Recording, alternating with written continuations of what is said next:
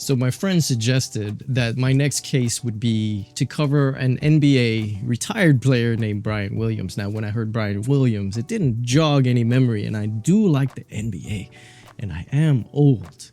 But it just didn't jog any memories until I actually saw the man's face. And to me, his face, he has an unforgettable face. He has an unforgettable physique. Now, he's described as a handsome green-eyed giant, and he left his mark in the game, earned himself an NBA championship along the way, and a hefty payday for his troubles. And that's pretty much the public, life that we get to see. But I'm gonna take you behind the scenes of the life of Brian Williams and the things that would lead up to this very bizarre case. Now, the characters are bizarre, and even the ending is bizarre, and at the same time, it's wrapped up in this beautiful story of life, love, that just happens to have a sad ending.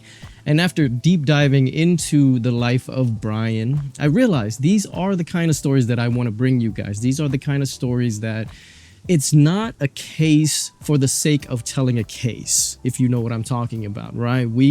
This is a case I really feel that people can walk away from after watching a video like this, and take something meaningful away. Now, it deals with so much of the human condition, a full range of negative and positive experiences that, as humans, shapes and even breaks us. And in Brian's case, there's a demon involved, and that's figuratively and literally. And no matter how many times he tried to turn that page, to get to the next chapter in life in order to maybe avoid, be rid of this demon, that demon would show up time and time again in his life, and eventually it would destroy him. So this is the story of Brian Williams, also known as Bison Dele.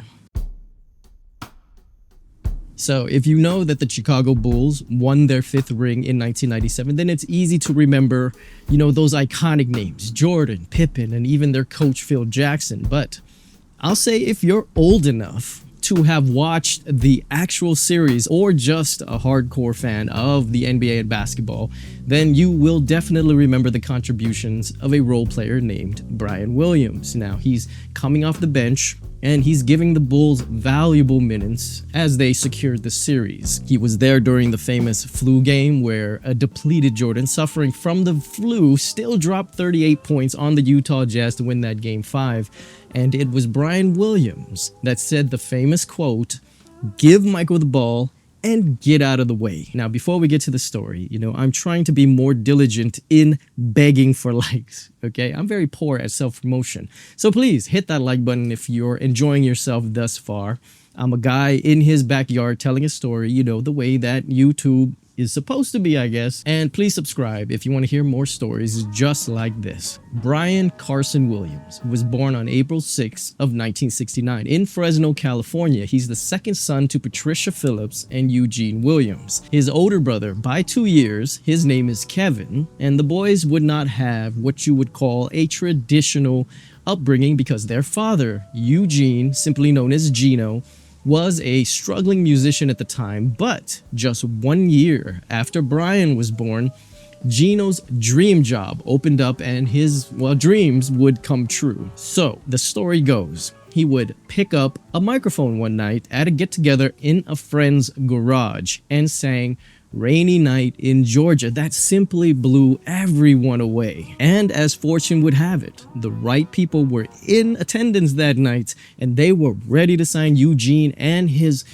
golden pipes immediately. And for the next 18 years, Gino's life would be traveling with the bands The Platters, which was a very popular band back in the 50s, and different renditions, different main singers, and now it was Gino to travel the world with the Platters. And for the family, it was great at first. The money was great, but eventually the strain of traveling would take its toll on the marriage. Brian and Kevin's childhood, it would look very different from other kids' childhoods because they were constantly moving around, similar to maybe an army brat, right? And the way Eugene is described to have raised his children is by being very stern on his boys, but at the same time instilling in them the values of hard work, and of course, the love of music, encouraging them to explore their creative side. But then came that day that Patricia and Gino had to sit the boys down and tell them that they were going to get a divorce.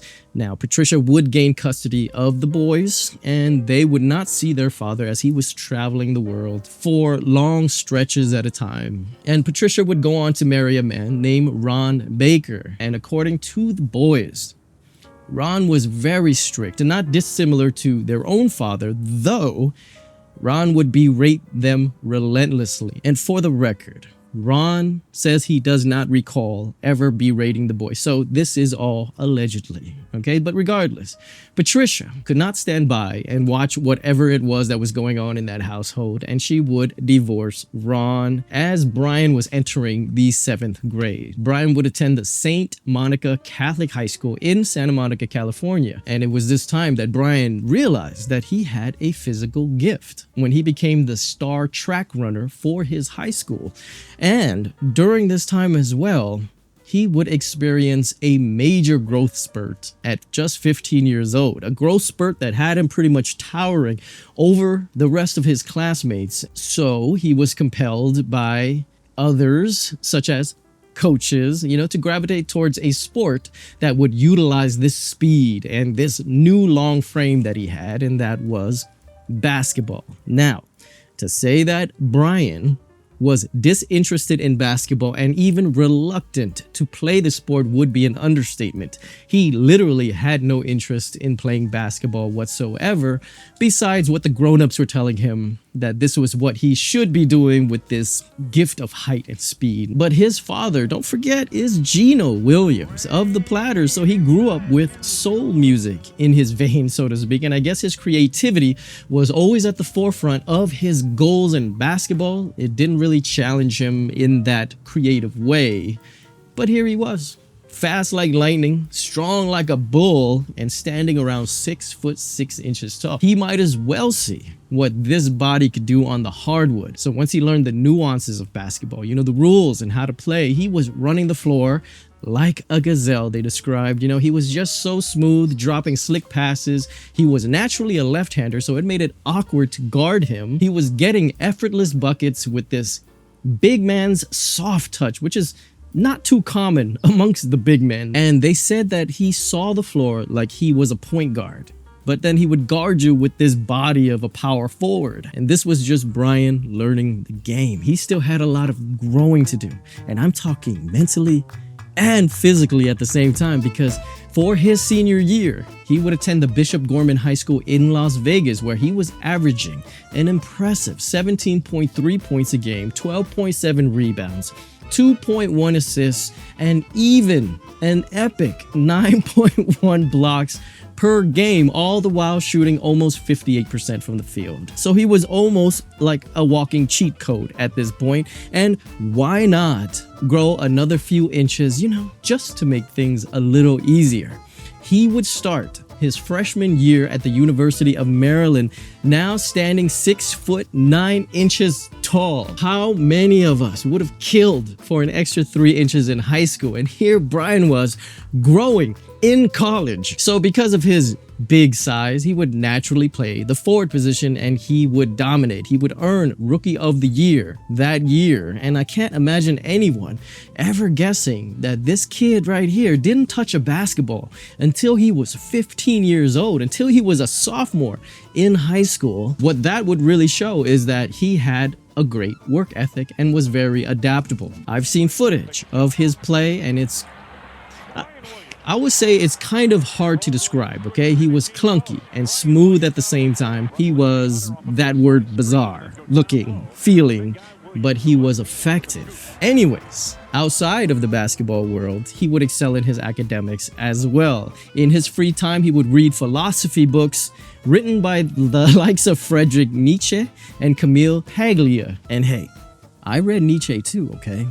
Just don't ask me what I read. His skills would transfer him to the University of Arizona, where he would continue his stellar play, averaging 14 points and 8 rebounds. And after a successful collegiate career, he was named McDonald's All-American and an All-American honorable mention, which I assume is really good still. And to rub it in a bit, he would grow 2 more inches. So in 1991, the now 6'11" Brian Williams entered the NBA draft. The Orlando Magic would pick him 10th overall in that first round, citing his consistency, his soft touch, a low power game, and plays with a great deal of emotion.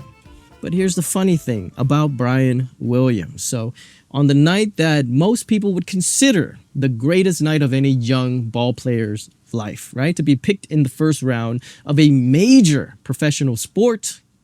But for Brian, it was actually one of the saddest days in his life, as the realities and the pressures and the anxiety hit him pretty hard. And we'll understand more as we go along. So his 1992 to 1993 rookie season for the Orlando Magic would only see Brian play just 21 games, and it wasn't because of injury. So teammates said that they would notice that Brian was very erratic during games and especially during practice. He seemed frustrated, uninterested at times, and sometimes he would just go all out. He would just go too hard. Now, if you don't know, Shaquille O'Neal is his teammate at this time. And one instance was when they were running a scrimmage and he was guarding Shaq, and he just straight up used everything in his being. You know, Shaq is a beast, right? You can't move that man. He's just a walking mountain. And here was Brian, you know, a physical specimen in his own right, but he still was no Shaq. He went so hard battling that physical freak that he just blacked out on the court. And then the public starts to get a glimpse of his personal life. It ain't to the extent of today, right, with social media or whatnot. But Brian would wrap his car around a telephone pole, and luckily he didn't get any major injuries that would have ended his career or anything like that. Then the really dark side of Brian's behavior started to come to light when he himself admitted that he had taken 15 sleeping pills in an attempt to end everything. Now, Patricia, you know, that's Brian's mom, right? She confirmed that Brian did do what he had said, and he might have even done it in a separate occasion, a second failed attempt that he didn't mention. So, what in the world is going on with Brian Williams? Physically gifted, on his way to becoming a great basketball player, on his way to becoming extremely wealthy, why did he want to self-destruct this way? And of course, the Orlando Magic had an interest into why Brian was this way, mostly financial, I would say. And they sent him to a therapist, okay? And they would get their answer when he was clinically diagnosed with depression. Now, this is the 90s, and with something like depression, people weren't as aware as they are today, especially in that of a professional athlete. And Brian's case would bring mental health to the forefront of professional sports like the NBA for the first time. And can't you hear it now? I mean, even with the amount of awareness we have today, we still get people spewing things like, just get over it. You're a fancy basketball player making millions to play a sport. Your life is to play a game. What do you have to be sad for? Completely missing the point, in my opinion, that it's not like the person wanted to wake up that day and be sad. They just can't stop being sad. I mean, it's the same as why you can't stop being stupid. Wait, should I say that? It's a brain thing. Think about it this way. The basic fact that that person that you believe has everything to live for is going through this at all is an even better example of why it exists. Anyways, after being diagnosed with clinical depression, Brian Williams and the Orlando Magic mutually agreed that he might be happier elsewhere, and he was traded to the Denver Nuggets. Now, his numbers weren't stellar with the Nuggets, as he averaged just 8 points a game, but at least he was playing most of the season, and that was a positive. He would appear in 80 of the 82 regular season games without much drama, right, coming from his personal life. But after 2 seasons with the Nuggets, he would again find himself as a journeyman in the NBA once again. And then he would wind up joining the Clippers for the 95 and 96 season. And after playing 65 games for them, he was putting up career numbers.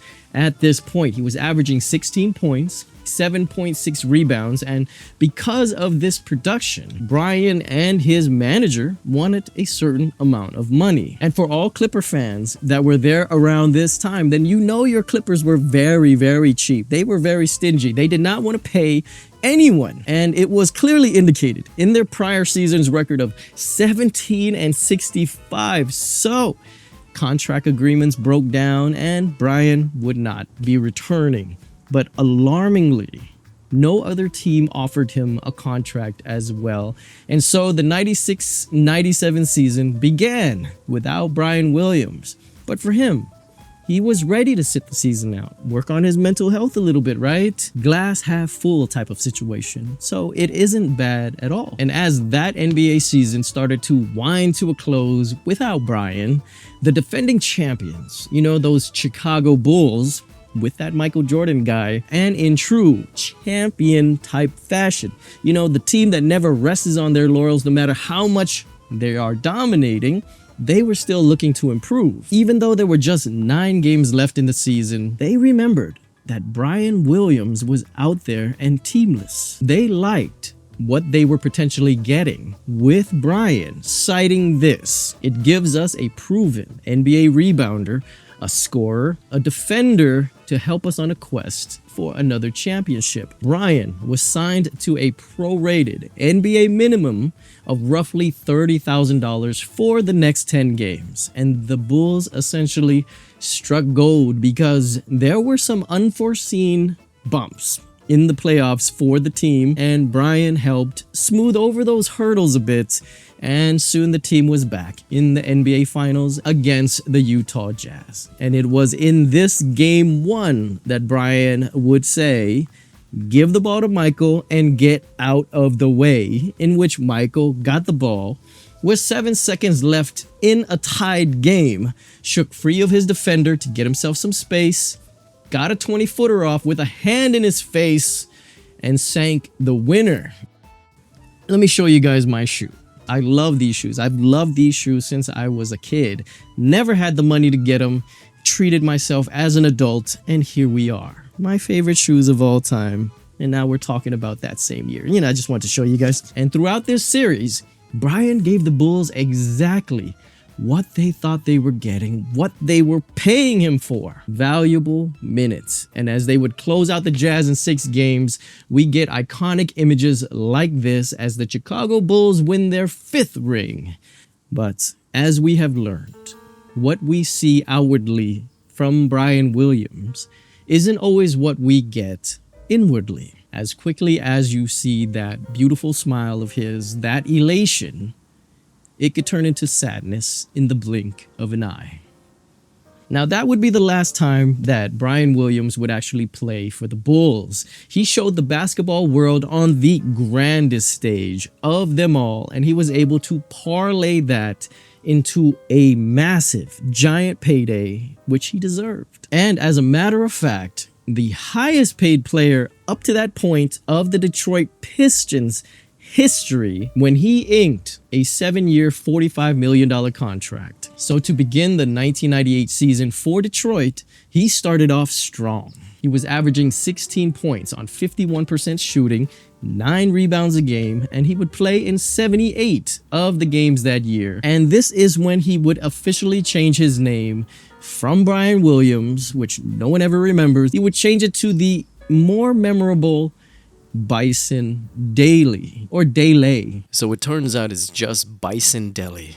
Forgive me for doing too much with that name. And this was to honor his Cherokee and African ancestry, so We will call him Bison from here on. So we've essentially reached the pinnacle of Bison's career. He was rich and famous. He had always been a ladies' man. And when I say ladies' man, it only means that women loved him. But he was practically intolerant of groupies, or simply just women that didn't have enough self-respect for themselves to not be a fucking groupie, you know? Women that had been ran through like the finish line. Anyways, he found them unattractive, but that would not stop, you know, the incessant letters from thirsty groupies. And according to a close friend of his at the time named Patrick Byrne, Bison was always the center of attention when it came to women. He was just walking around one day in the city with Bison when all of a sudden there was a letter at their door that read,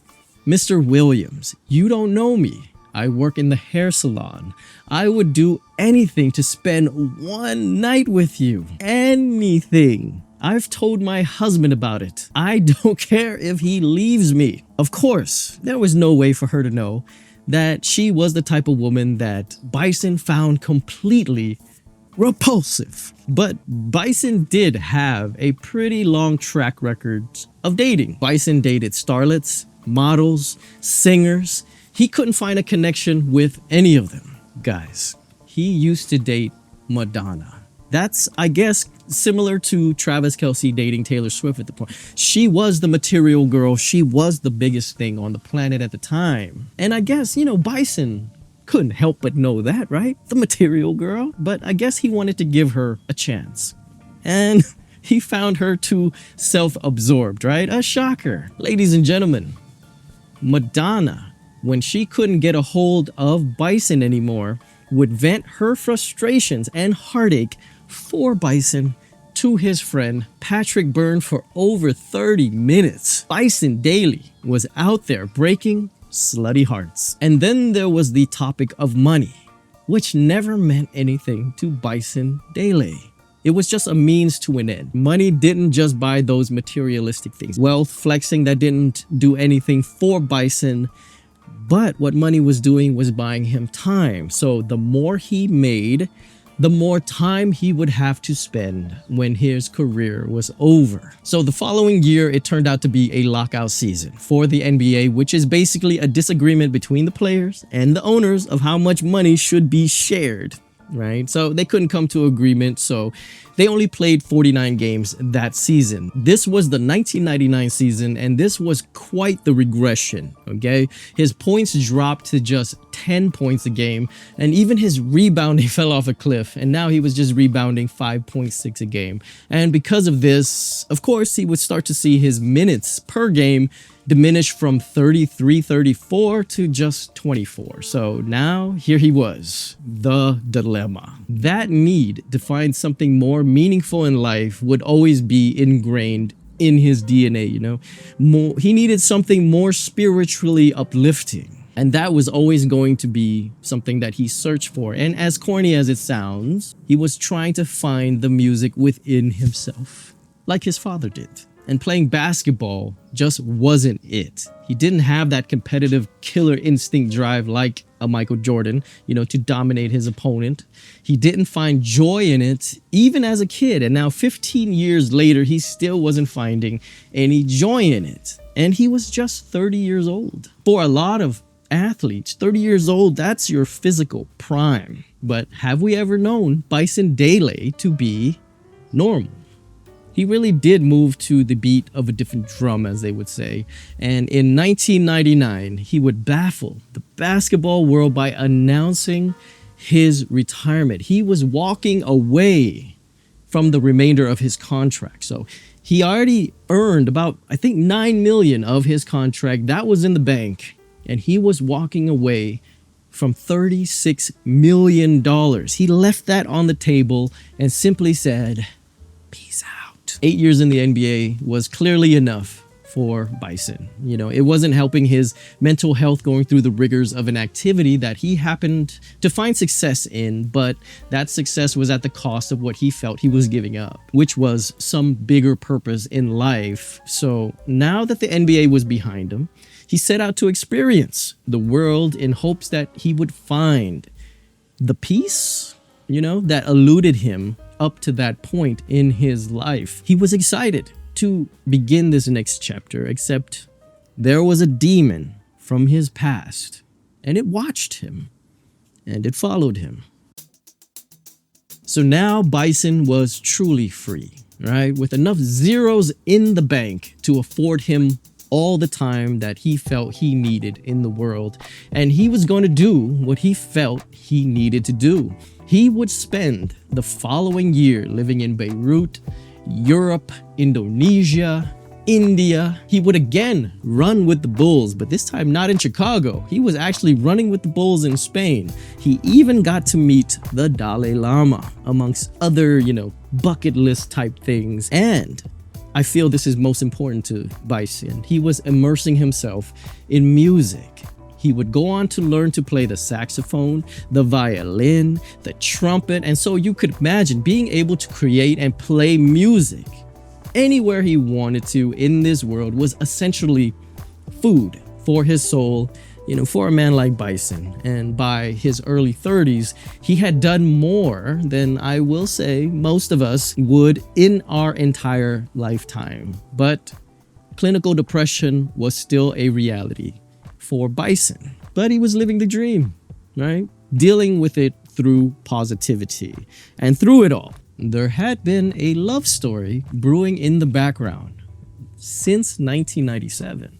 So just before he would win the championship with the Bulls, remember, he was basically unemployed. One day, Bison went to visit an old friend, an old high school friend, and he met the roommate. And she was this stunning 25-year-old woman with beautiful blue eyes and dark hair. And this one was an actual thinker, and her name was Serena Carlin. It said that she loved to eat ice cream and loved talking about life. Right in Bison's wheelhouse, it appeared, right? Her ability to empathize with others was one of her key traits, her friends would say. And needless to say, her and Bison developed an immediate connection. She even resisted his advances, and you know how much Bison likes that shit. But as the story goes, this is where he gets picked up by the Chicago Bulls. And because of his NBA schedule thereafter, nothing serious came of this relationship, this meeting with Serena, except that she had left a lasting impression on him. And on the other hand, on Serena's side, Bison also left an impression on her as well. Her friends remembered how fondly she would speak of Bison, how he wasn't like other men, right? That he was actually interested in her mind, and he was. She found it really refreshing that Bison went out of his way to not talk about himself, his money, the NBA. He had everything to brag about, but he chose not to. He was more interested in how her day was. Aww. But there was a topic that she could tell that she had to veer far away from, something that she could not broach, and that was his family. And then the tragedy of 9/11 in 2001 happened. Serena was living in New York at the time, so you could imagine the deep impact that it had for her. It would put into perspective, not just for her, but for the entire world, how unpredictable and how fleeting life could be. And for Bison and Serena, it would bring them closer, because now it seemed the perfect time for both of them to finally give whatever it was that they had between them a chance. Bison asked Serena to put her life on hold, take a chance, and go on an adventure with him. Now, before we get into what she had to say, we should finally address the demon. So, receding into the background of our story is Kevin Williams, Bison's older brother. If you've ever watched the movie Unbreakable, then you will understand the contrast between Bison. He would be the character of David Dunn. And then there was Kevin, and he would be Elijah Price. Kevin Williams was born in 1967, just 2 years older than Bison, but he was born with severe asthma, which led to his inability to excel in sports like his little brother did. Predictably, you could say Kevin had a little jealousy for his little brother's abilities, and according to most articles, it developed into a resentment as Brian started to achieve success after success. And even as a child, Kevin allowed his shortcomings to define himself, right? Being described as socially awkward, he would shy away and simply keep to himself, whereas Bison was big and strong in every sense.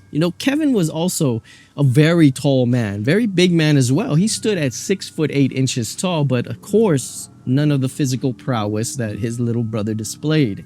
And instead, he never developed socially, okay, and took to hiding behind books and played chess with himself. And even though the two brothers could not be more different, they were still brothers. Though family and friends would account that they were always at odds with each other as well. Like they would always get into arguments. So their relationship would never be described by loved ones as being strong, and none of the genuine connections between two brothers were really displayed, at least not what the loved ones could perceive. But regardless, they were brothers and they were constants in each other's lives growing up, through those trying times, obligated to one another, I will say, merely through blood. And as the brothers got older, once Bison found success, in actuality, it was Kevin that started to shadow his little brother, mainly for financial reasons, as he himself wasn't able to ever hold a job for any length of time, and Bison pretty much became his financial crutch. But there was something that both boys shared, and unfortunately, that was struggling with mental health. They both suffered from depression. And for Kevin, he turned to alcohol and would use it to the point that he would wind up being hospitalized over and over again. It would be a gateway to other illegal substances as well, and on more than one occasion, he attempted to self-delete himself as well. And to just know that they would both take it to those extremes multiple times, it's just really sad. Now, I read and I found an article about Eugene, and I found a quote from Bison saying that his father was pretty much a taxi driver, broke and in Las Vegas at a certain point in his life. And I actually found this newspaper obituary citing his death. And I do believe he died in around 2008, 2009. Things were very vague. So back to the brothers, they were dealing with the same mental issues. And, because of that, I can't imagine anyone understanding Kevin more than Bison could. I mean, they were literally suffering from the same thing. So every time that Kevin would find himself in the hospital, Brian would actually be there for him. He would even take care of the hospital bills, and both of them would just keep it moving. So when Bison signed that huge contract with Detroit, he happily would share that success with his loved ones. He bought his mother a house. Kevin, he at least received $50,000 on 2 separate occasions. But it was Kevin that would prove to be the most costly of them all, because he would just present Bison with scam after scam. Well, it's described as a scam, but it's more like a business venture or a get-rich-quick scheme, so to speak, and they would all wind up failing, and it would cost Bison a lot of money. So Kevin was pretty much following his little brother, to siphon money, okay? So when Brian Williams changed his name to Bison Dele, Kevin would also change his name to Miles Dabord, which sounds like a very fitting name. If you think about a man that doesn't do anything, say it to yourself again and see if you agree. So at this point in the story, we're going to call Kevin Miles, okay? So let's try your best not to get confused. You know the phrase gentle giant. I do believe Bison was that. He was a gentle giant. He definitely displayed a soft spot for friends and family, and eventually Bison and Kevin's already not so great relationship would sour further. Some very heated exchanges, which allegedly Brian would be condescending to Miles, which would seemingly be the last straw, and the two brothers would actually lose touch. Okay, and they would lose touch for a long time. And you really can't convince me that there's no way that the dynamics of their relationship was lost on a smart man like Bison. I mean, come on. The man read Nietzsche. And to me, I feel, Bison probably felt a lot of guilt. Something not dissimilar to survivor's guilt, okay? On why the world would give himself so much and had given his brother Kevin miles so less. I also can't imagine that it would be lost on him that his brother also didn't do himself any favors to improve his own situation and simply treated Bison as an ATM. So now let's go ahead and move to the year 2000, where Bison would make a very significant purchase, and it was something that he had wanted for quite some time up to this point. Something that would essentially, fit the lifestyle that he was trying to create. And that was a $650,000 55-foot catamaran boat that he named Hakuna Matata. And of course, that means no worries for the rest of your days. And with that, he began sailing the Pacific, mainly the South Pacific. And this is where 9/11 happened. And like I mentioned earlier, Serena would get a message from Bison that would change her life forever. It was Bison asking her to fly to New Zealand for 2 weeks of adventure on his new boat. He told her, "I'm hanging out at the beach. Come spend some time with me." Now I'll tell you, Serena was hesitant. Okay, she had this whole life set in New York.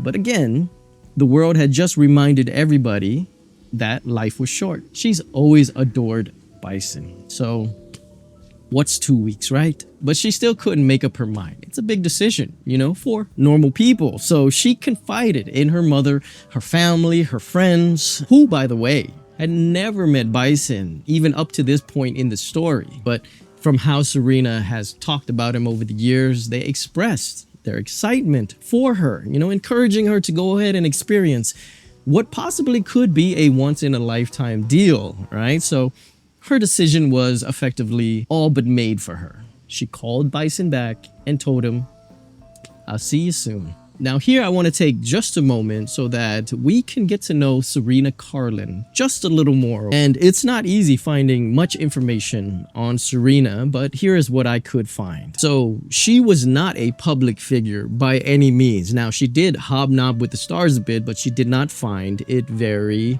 fulfilling, right? Similar to Bison in a way, right? She once was a makeup artist for a movie called Heartwood and was the personal assistant of, get this, Prince himself.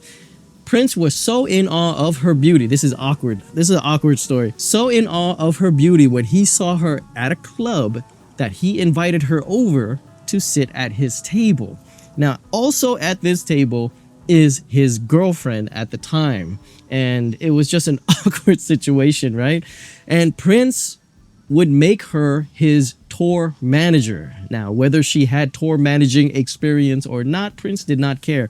He just wanted this beautiful creature alongside him. And so she would do it. She would accept this job from Prince, and she would describe that it was always awkward to be around Prince and there was his girlfriend or whatnot, and she literally only got the job for being beautiful. And so she would quit. She would also turn down modeling gigs, and she just really preferred, the simple life. So Serena and Bison would finally reunite, and their 2-week adventure together would begin. And they would have an amazing time, as 2 weeks turned into 3, and 3 weeks turned into 5 weeks. When she returned home after the trip, she still wasn't, quite sure where they were in their relationship.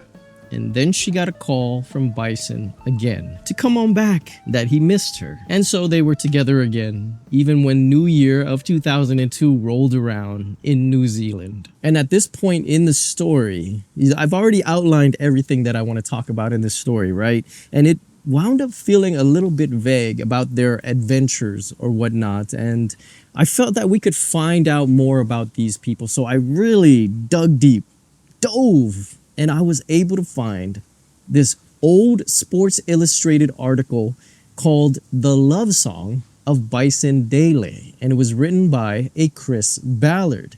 And it has accounts of people that became his friends, people that knew Bison and Serena while they lived in that French Polynesian islands. And I'm so glad I found it. It really allowed a deeper look into the man that was Bison Dele. It was a beautiful read. It's linked in the description below if you guys want to read it. So to start off, I want to introduce you to a man named Big Charlie. Now, he's described as a large Polynesian man who remembers Bison and Serena very well.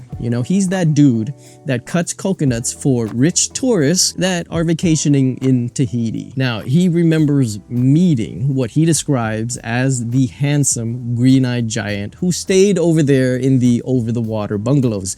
Now, to him, Bison was just an average guy because the man never boasted about anything, down to earth. Sometimes he would hold a basketball, but he would never tell you that he was a famous basketball player. So to Big Charlie, he was just this cool guy that he knew for about 3 weeks in his life. But Bison left a lasting impression on him because he was such a good person. And when Big Charlie would describe Serena, he said, "Wow. You have not seen anyone so beautiful." And he would say that he knew that these two were in love. He would go on to paint this really adorable picture of Bison and Serena. He says he remembers them just scooting along in this little red scooter. And Bison Dele, he's 6 feet 11 inches. His legs are like cages, right? And his arms are wrapped around the steering wheel steering, and if you looked, there was little Serena in front of him, nicely enclosed in those legs as he steered this scooter around the bends of the islands, past oyster farms, lush forests, past papaya stands, past pineapple stands. And he would say it is a strange sight to see, but very endearing, and it was ingrained in Big Charlie's mind because they were living life. And in recalling Bison and Serena, there was just this large smile on Big Charlie's face that he probably didn't even know he was doing, because when he came back to the reality of things, that smile vanished. So we're still in January of 2022. Without prompting, without warning, the demon had found him all the way in New Zealand. To say that it caught Bison off guard would definitely be an understatement. Bison's whereabouts wasn't necessarily a thing that everybody knew, right? Besides his little inner circle that included maybe 1 or 2 people and his mom. So most likely it was his mother that gave him away. He must have told Miles Dabord where to find Bison. Now, at this point, it had been about 4 years since the two brothers were even face to face. And the last time they did, it ended very poorly. And now here was Miles. He had traveled over 7,000 miles, 15 hours on a plane, completely unannounced, to seemingly patch things up with Bison, which obviously is a bit dramatic considering a heads up would have been nice, or even maybe a simple heart-to-heart over the phone might have done the trick. And just to add a little context so you could make your own judgment, Miles was unemployed and homeless at the time that he was showing up here, and pretty much had no problem, no qualms with inserting himself in Bison and Serena's life. And if there's something that I could point out that you can take away from this story, a good life lesson is when you meet a person that seems to have no shame about injecting themselves into your life when clearly they are being an inconvenience, that's either a very desperate person, right? Desperate for whatever reason to make them do such a thing, or that's a person that does not understand or care about what you feel. Either or, that person will probably remain an inconvenience as long as you allow them to be. This would be very true in the case of Miles Dabord. Remember, he showed up in January and he would still be living there with them even when May rolled around. That's 4 months of living off his brother. And it wasn't even pleasant. He wasn't even a pleasant guest because Serena would confide in her mother. She and her were very close, and other friends. Another person named Steely. And Steely remembers that she was really shocked that Serena talked negatively about anyone as much as she talked about Miles. That having Miles there made Bison a completely different person. Those two were always in each other's faces, always arguing about something. You know, it got to the point that Serena needed to find a safe space, right? A place to escape to, and she would just go to the Hakuna Matata and just lay low until hopefully things died down between those two. And even when the tension died down between the two brothers, right, there still was no end in sight of how long Miles was staying with them. And like I said before, Miles had no qualms, no worries at all about wearing out his welcome. Now, I'd like to introduce you to another Polynesian man, and his name is Teva, and he would know the couple even more so than Big Charlie did. He was very close, and if I had to choose a best friend for Bison at the time, it would be this man. And to Teva, Bison and Serena were his brother and sister. He was very fond of them and had great memories of the two, you know, from the first day that he met Bison. When Bison first showed up at his resort, they immediately had this great rapport with each other. That was Bison, right? He left a positive experience with everybody that he came across, it seemed like. You know, he didn't judge. He was this gentle giant and was generally kind to people. He was just generally a kind person. So the two men, they would spend their days out there on the beach talking about life, love, laughing and having a few drinks. And according to Teva, he noticed that whenever Serena was looking at Bison, in Teva's own words, he said that she loved him totally. And I believe that. And I believe Bison loved her just as much. And the next story that Teva would tell really puts into perspective Bison's heart. Okay, so Bison took Teva aside one day and he pointed to a group of condos, right, overlooking the beautiful ocean. And he asked Teva if he could find out who owned those condos because he would like to buy at least 3 of these condos. One for him and Serena, one for his mom, and he wanted to buy one for Teva. Teva said that he was shocked. He didn't know what to think, and he could not believe that this was true, that this man was willing to do that for him. But Teva said that looking into Bison's eyes, he knew that Bison was serious. And so Teva would do as Bison says. This story would never have a conclusion, okay? Because it would be cut short around this time because that's when Miles shows up. And this is how Teva would describe the character of Miles, that he always had what appeared to be a busy head. You know, it always looked like he seemed like he was lost in his own thoughts, thinking about something, right? He never contributed to conversations. He was always quiet. Miles never talked. And even though he didn't talk, he still exuded some type of negative energy when he was around. And it made Teva feel that something was wrong with the man. But he knew that Bison, this was his brother. That Bison did care about his brother. He did love his brother, guys. But such opposites. It baffled Teva, right? To be brothers and to be so different. One was always positive and the other seemed to be always negative. So needless to say, the vibe had really changed once Miles touched down. And you know, what can you do? Now let's go ahead and go back forward to May of 2002. And again, because this we have to get to because I believe this truly is the point in the story that is the beginning of the end. So after blowing up at each other, again, Miles takes the Hakuna Matata out by himself and travels to the other islands of the French Polynesia, right? Probably to Tahiti or whatever. Now, to Bison and Serena, it's a most welcomed break. To Teva as well, we could assume, right?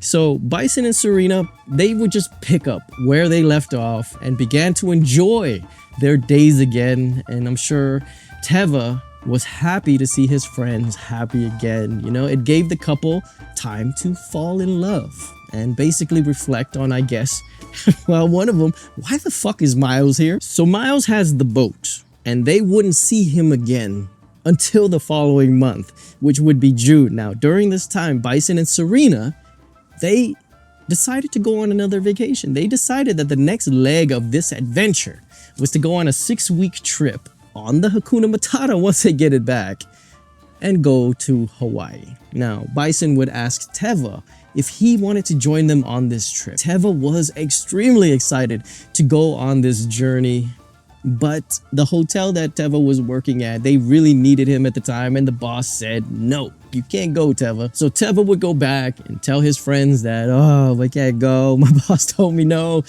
And so, you know, everybody was bummed out, Serena, Bison, but they were still excited about the trip that they were about to embark on. And guess who wouldn't get an invite to go?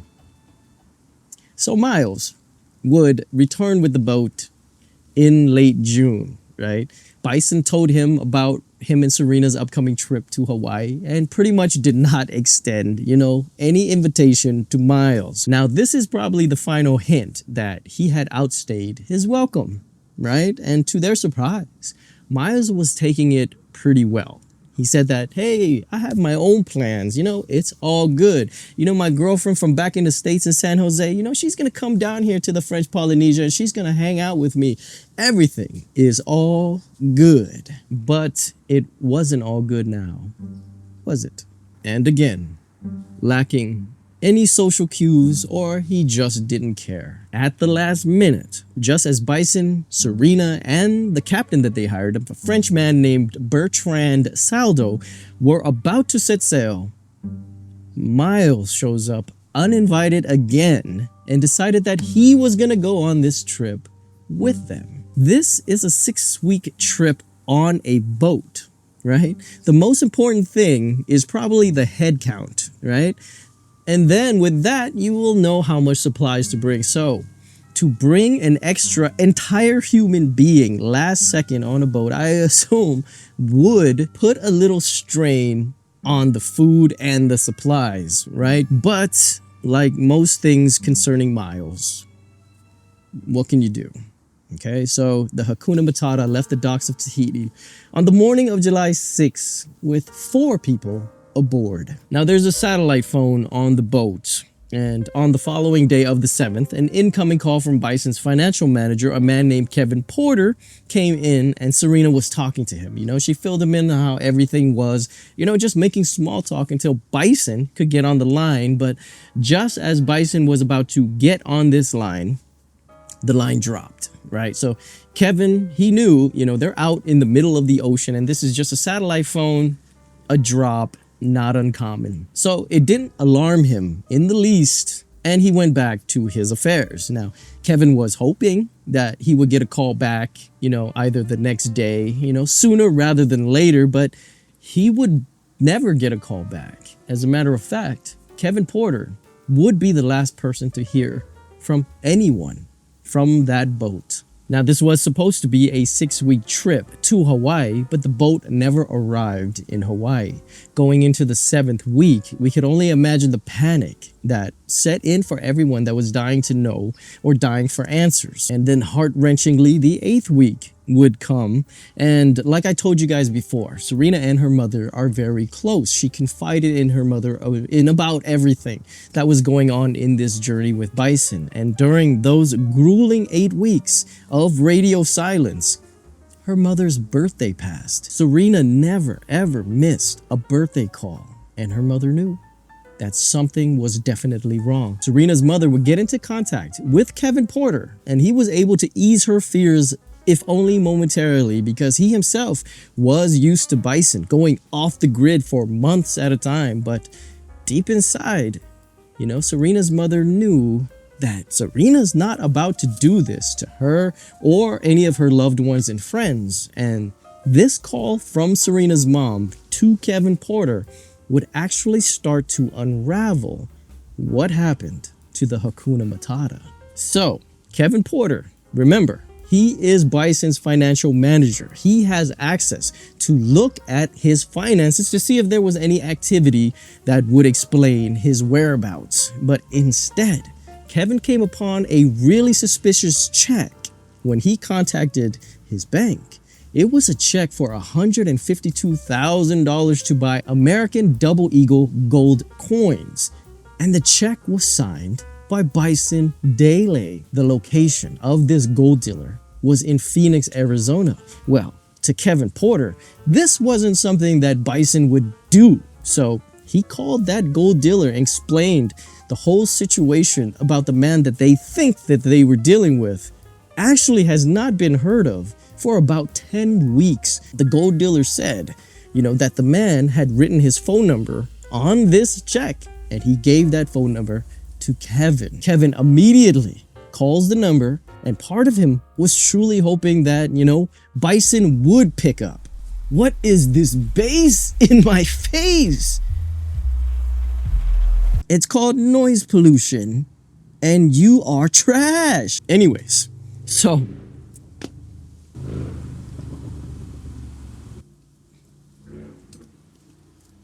this is why we should do videos inside, right? But I love doing it outside. It's so free. It's so nice. I don't have to worry about lighting. I don't have to worry about much. Okay, so Kevin Porter, called that number, and he really was hoping that Bison would pick up this call. But unfortunately, no one picks up this call. But it does go to the answering machine. And then his blood goes cold when he recognizes the voice on the answering machine. It was Miles Dabord.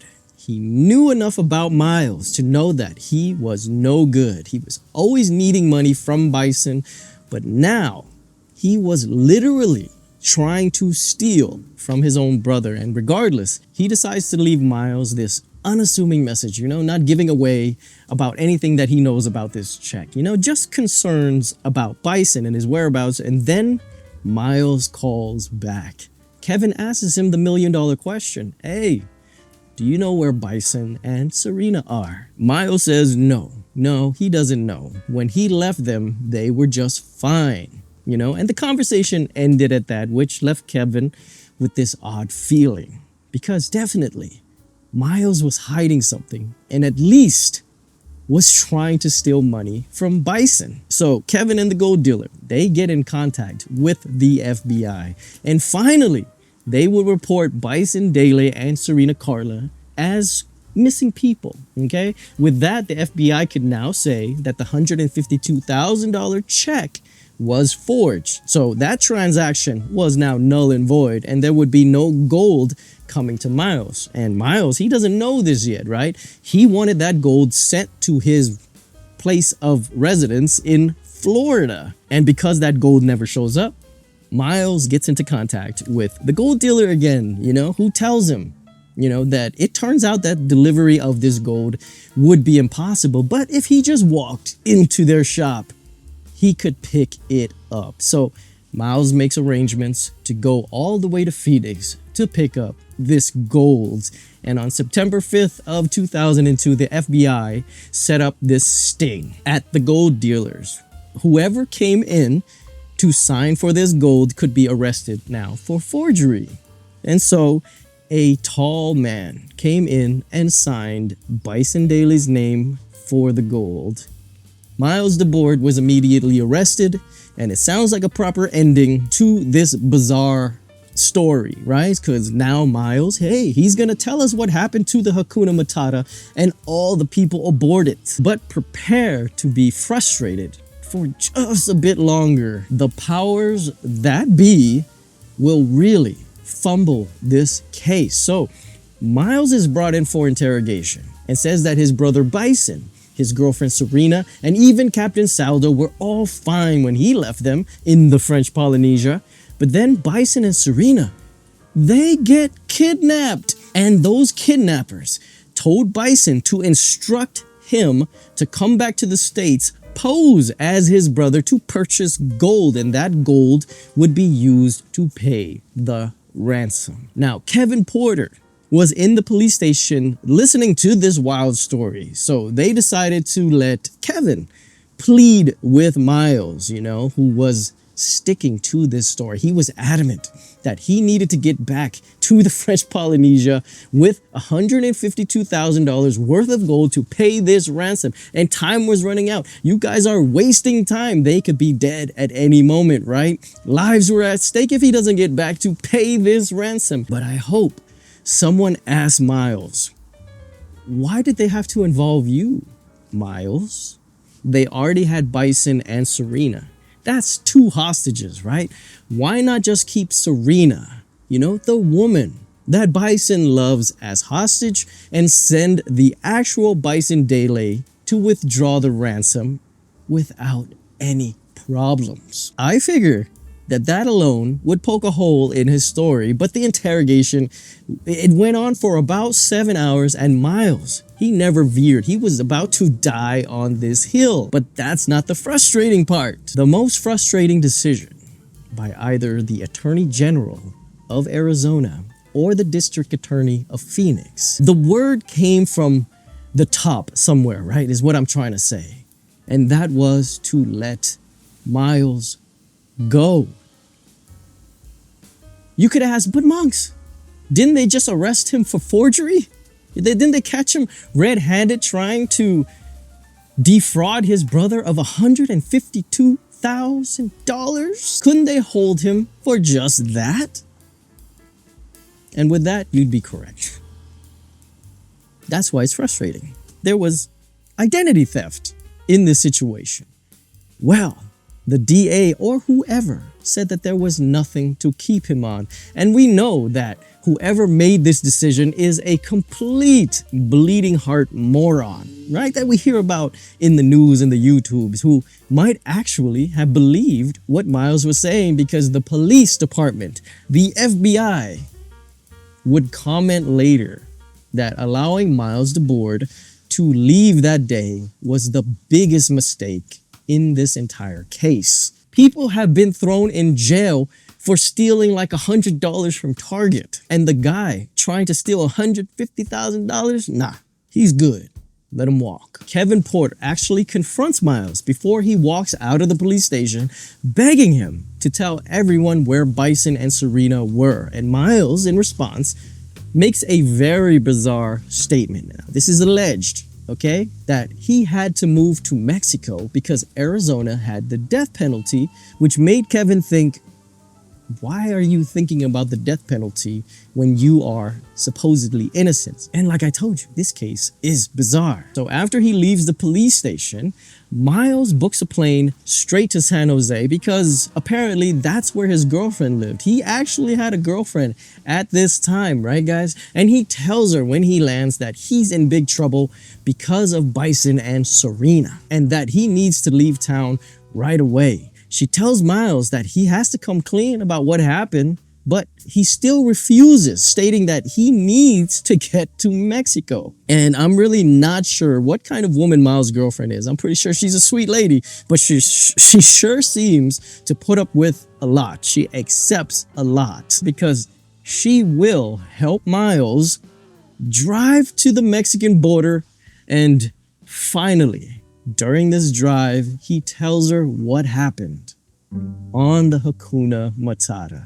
So obviously, the ransom story that he was telling everybody was clearly nonsense. So let's get that out of the way. On the day they set sail to Hawaii, the captain tells them that the first leg of the trip, it's gonna be 200 miles of nothing but ocean, okay? You know, strap the fuck in, okay? So the first day went off without a hitch, as indicated with the Hakuna Matata making and receiving calls, you know, over the satellite phone. But Miles says that the following days would be tense, as we know, every time Bison and Miles talked, it would almost always turn into an argument, right? Except this argument leads to physical blows. He said that Bison was trying to kill him. He was throwing haymakers at him, and when Serena saw this, she came rushing in trying to stop them. This is a fight, guys, imagine it, between two fully gigantic men. One is an ex-athlete that's 6 feet 10 inches tall, and his almost equally huge brother at 6 foot 8 inches. I don't know the size of Serena, but we can bet that she was significantly smaller than both these men. And according to Miles, it was Bison that threw Serena off him when she tried to stop the fight, and he threw her like a rag doll, threw her so hard that her head hit awkwardly on the deck and it would kill her. Then Captain Bertrand Saldo, he saw what happened and he was going to call the authorities.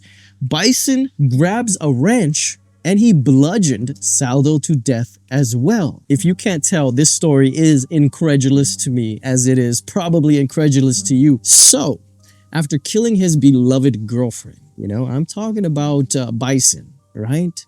And the innocent boat captain at the same time, Bison is no longer mad at Miles? I would have thought that Miles would have had his head bashed in as well, but no. According to Miles, Bison wanted them to come up with a story, a cover-up to what he had just did. And Miles was the one that said he couldn't live with himself if he had to cover this up. And so Miles goes into his room, grabs a gun from his bag. He goes back to Bison and shoots him in the chest, killing him instantly, and would tie Bison's workout weights to the bodies and threw all of them overboard. And to Miles, let me get this straight, okay? I don't want to get it wrong. You couldn't live with covering up your brother's crimes, although you can live with straight up ending your brother. And why throw all the bodies overboard? Okay, so if all the injuries added up to your story, then it would strengthen your story, right? And hey, the victors write the history books, and it seems like it's your word against no one. You could cry self-defense all day, and no one could really debunk it. But the injuries probably didn't coincide to your tale, did they? But anyways, that was the story his now ex-girlfriend heard as she dropped him off at the Mexican border. She drives back to Northern California and eventually would be talking to the police about everything Miles had told her. The FBI again gets involved, and now there's a full-blown manhunt for Kevin Williams, aka Miles Dabord. Now, when Teva learns that his good friends are missing, he is crushed. And when he heard what Miles had said happened, he didn't believe it in the slightest. It didn't sound like the man that Teva knew. Teva believes everyone on that boat's fate was sealed when Miles got on board with them, because now looking back, the way Miles was, Teva is certain that he went on the boat to kill his brother, that it was premeditated. But Teva would also have a more shocking theory as well. So during his time with them, which included Miles Dabord, when they would just hang out, he noticed that Miles would tend to stare at Serena. There was something there. There was a lust, right? He was convinced that Miles wanted his brother's woman. So on the boat, Miles, in his twisted, probably alcohol-fueled mind, thought that he could win Serena over. I mean, through Miles' own admission, he had brought a gun aboard. I mean, who does that?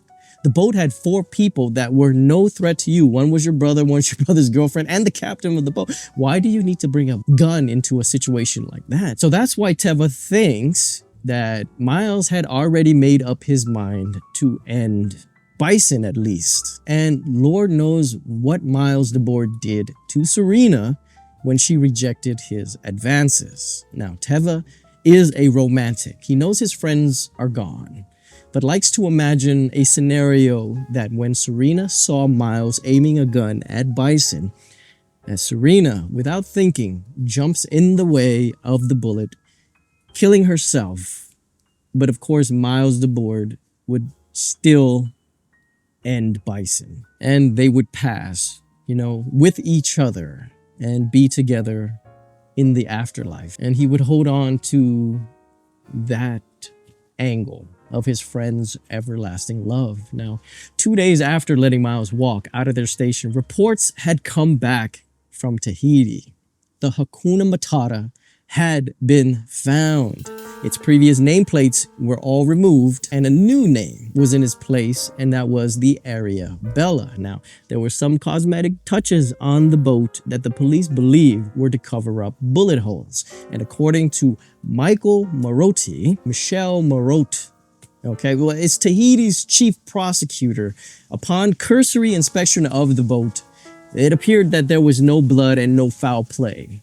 Right? But now they believe they have found what appears to be blood stains on the inside and the outside of the boat, which would suggest that someone was shot on the boat and then thrown overboard. Even with this discovery of the boat, it never really proves or disproves what happened on the boat. And officially, this case remains open. Miles Dabord at this point, he is still on the run in Mexico. And while he was on the run during this time, Miles was actually in contact with one of his friends as well as Kevin Porter, and was still adamant that the story he told his girlfriend is the truth, right? What Miles doesn't know is that the friend of his is fully cooperating with the FBI to bring him in. So the plan was to have his friend meet up with Miles in Tijuana, and the FBI would just simply arrest him there.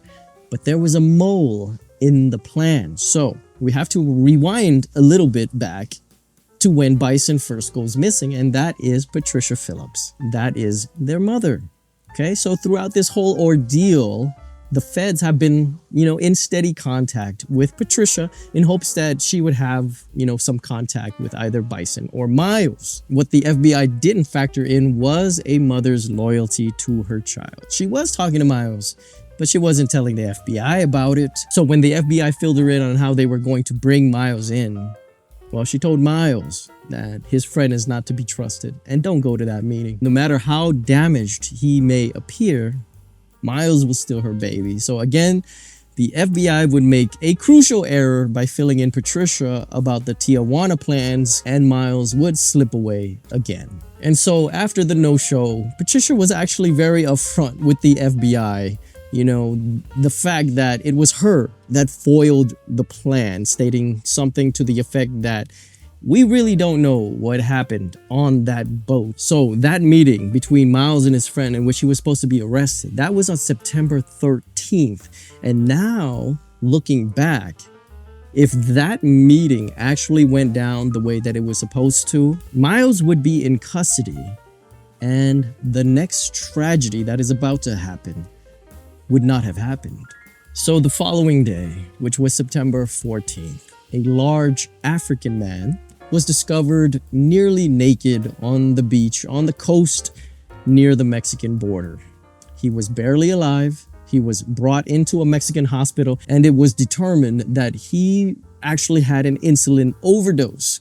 Now, he was disoriented and he was having seizures. And so the hospital was more concerned with keeping him alive, and they never ID'd him. But while he was in their care, the man would slip into a coma, and this would prompt them to transfer him to Scripps Memorial Hospital in California, and he was in critical condition.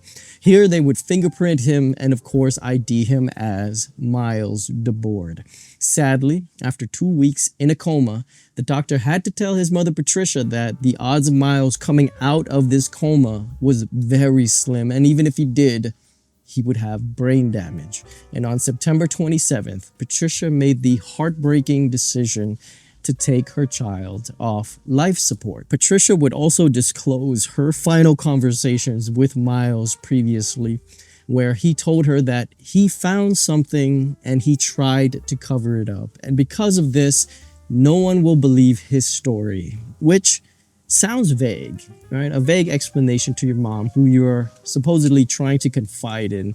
And it's possible that his mom was still keeping his secrets. Hey, it's even possible that it went down just as Miles said that it did. And we should note that Miles Dabord was a suspect, but he was never formally charged in connection with the disappearance of Bison, Serena, and Captain Saldo. I told you this case was rather bizarre. And now here's my take, okay? My little armchair theory about what happened on the Hakuna Matata. And of course, if you have your own theories, please leave it in the comments below. I love reading, I love corresponding.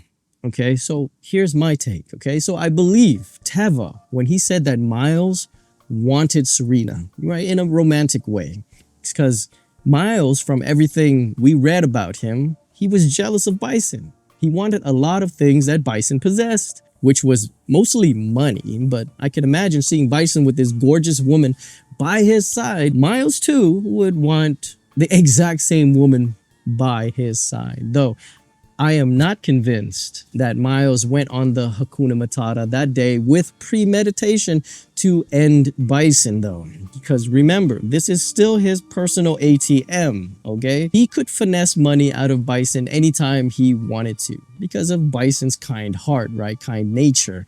And hey, Bison allowed him to freeload off them for this long, thus far on this adventure, so why kill the golden goose now? So the main question that we have to answer is, then what would make a man like Miles kill? I think it was a combination of things, okay? One would be this inescapable setting. It just means that the Hakuna Matata, you know, it's a 55-foot catamaran, a decent-sized boat, but not one where you could just easily escape if you needed to in the middle of the ocean. And let's not forget that Miles is an alcoholic. Most of the time, we could probably expect him to be at least tipsy at best, right? So I would guess that after the second day of sailing, Miles musters up, you know, some of that liquid courage and makes an inappropriate pass at Serena. Of course, she does not reciprocate. She most likely is extremely appalled. Obviously, from her conversations with her mother and Steely, she dislikes him a lot. I'm not going to use the word hate because it feels like Serena. That would be too strong a word for Serena. So she dislikes Miles so much, and now here he was trying to hit on her own boyfriend's brother. And so Bison confronts Miles about this, and they would get into an argument, as they always did. But this time, of course, it was different, right? This time Miles had crossed the line, a major line. And I assume Serena would do what she did on the island when the brothers argued. She would try to find a safe space, you know, a space to hide. So this time, Bison, he was not biting his tongue. He was not holding anything back. He would say things that he always wanted to say to Miles. He didn't care about Miles' feelings anymore. I believe that Bison finally, verbally, put a mirror up in front of Miles about how worthless he was, how he was ruining his own life, and now he was trying to ruin Bison's life, right? Pretty much belittling Miles. And Miles really wasn't emotionally prepared for this. So Miles would leave this argument. He would disappear into his room. Bison stayed on the deck to cool off, never thinking that Miles would come back the way he did, with a gun. Miles is completely embarrassed and filled with pure hate. He shoots Bison and pushes him off the side of the boat. The captain, who of course has a vantage point to all of the boat, sees what Miles has done and tries to call the authorities. And before he knows it, he is overpowered by Miles, who eventually throws him off the boat as well. And it doesn't matter how strong a swimmer you are, shot or not shot, if you're in the middle of the ocean, eventually you will sink and pretty much be food for the sea life. So that's what happens to the two men. And so the only two souls left on the Hakuna Matata is Miles and Serena.